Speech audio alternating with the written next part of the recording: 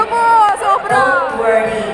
Hayaan niyo po ako na kantahan na lang kayo. I'm sure, magiging maganda rin ang pakiramdam ng puso ninyo. Broken hearted ka?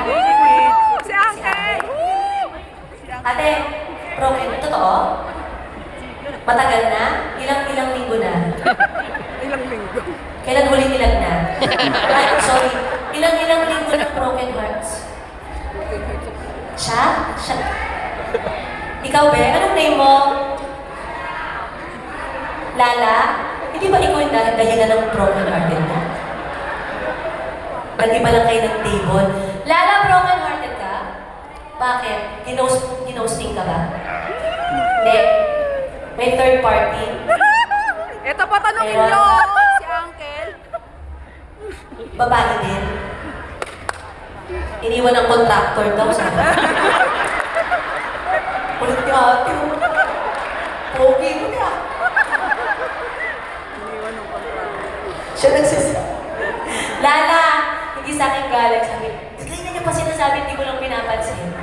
Broken hearted ka. Iniwan ng contractor. Si ate. Ate, happy ka? Congrats, the best. Dapat happy lang, di ba? At deserve mo maging happy, ate. Alam mo na. Ganda ng kwintas mo, mahal yan. Between sa Kapal eh. Ano name mo, te? Eh, mabuti. Ate Grace, taga-saan po kayo? Tagi? Yung mga kasama nyo din? Meron po ba dito, mga balikbayan? Or mga foreigner? Ito po, ito. May foreigner po ba tayo? Ito po. Galing Saudi. Audience ngayon? Foreigner. Meron dito sa likod daw. Ito, galing sa bahay. Ito ni Angeline. Excuse me, sir. What country are you from? Are you from Korea?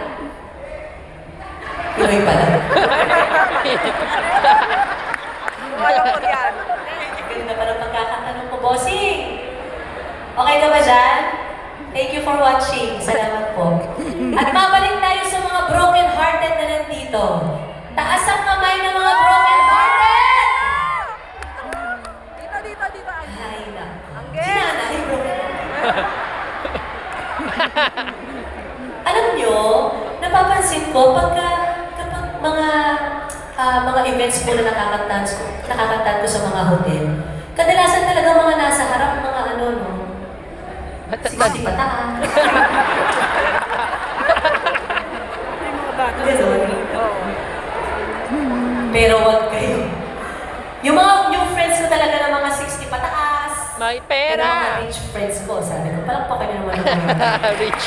60 pataas kong friends dito. Imbis na natutulog na lang po kayo sa bahay. Salamat po sa pagpunta. Maraming salamat.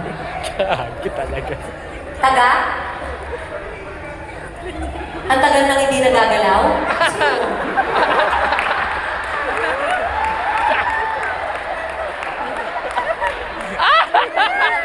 Ate Jess! Anong pangalan po nung matagal nang hindi nagagalaw? Ate Karen? Ay, tuwan-tuwa si nanay. Mga gano'n na katagal po ba?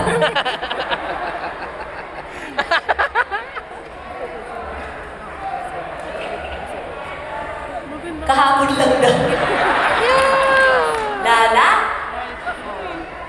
Vice comedy. Ate Karen? Malay nyo, kaya kayo nandito ngayong gabi, makilala nyo ang taong gagalaw.